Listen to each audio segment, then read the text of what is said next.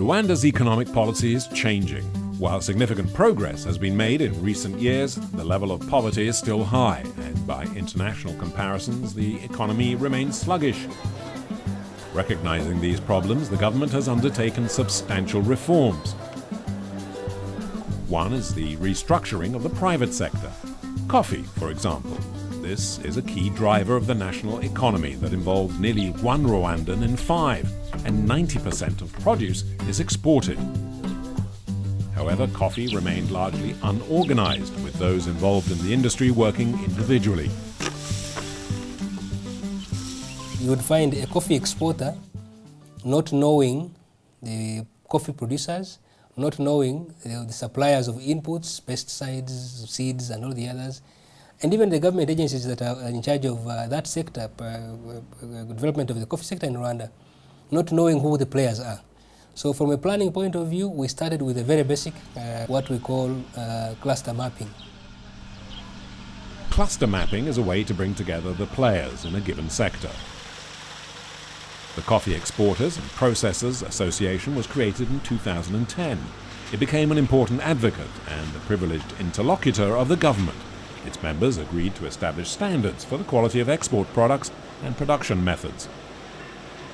The cluster can also benefit from preferential rates, for example by combining purchases of fertilizers in large quantities.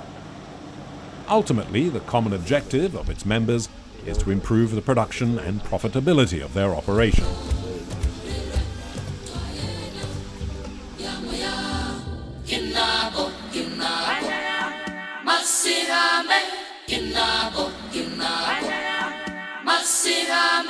Being organized, it will help us to increase, for example, the yield.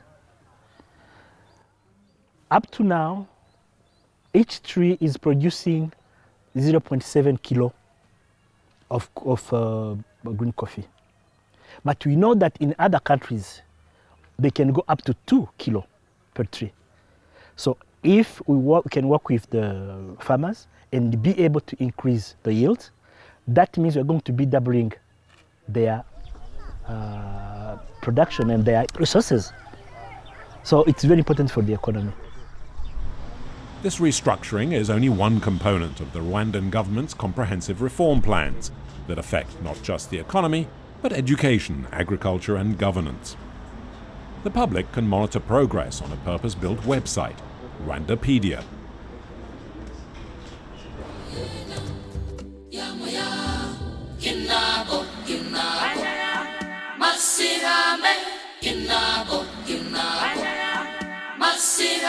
Rwandapedia, it's a data management system that can be anytime updated by the institution, but also by the public, because they can have access through contribution to provide content on the website.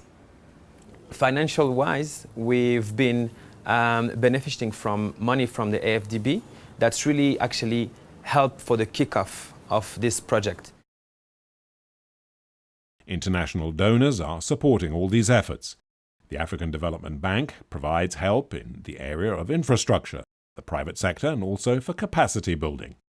To this end, the SPU has been set up to advise the government of Rwanda on its strategic directions in economic matters.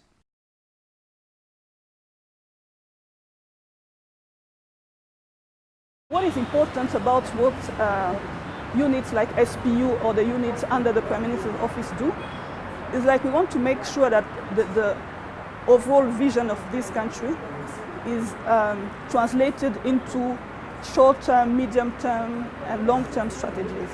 So this is where I think you need some people at the central government level who are looking at the bigger picture, not only at some specific strategy in the ICT sector, in the financial sector. So we really need that overall picture, and this is what we are trying to do. With a gross domestic product that's increased 5-fold in 20 years, Rwanda's economy is being structured around a voluntaristic economic policy that's paying off. There's been a strong and steady growth of around 8% per year, which should enable Rwanda to cut its dependence on foreign aid and greatly reduce social inequalities.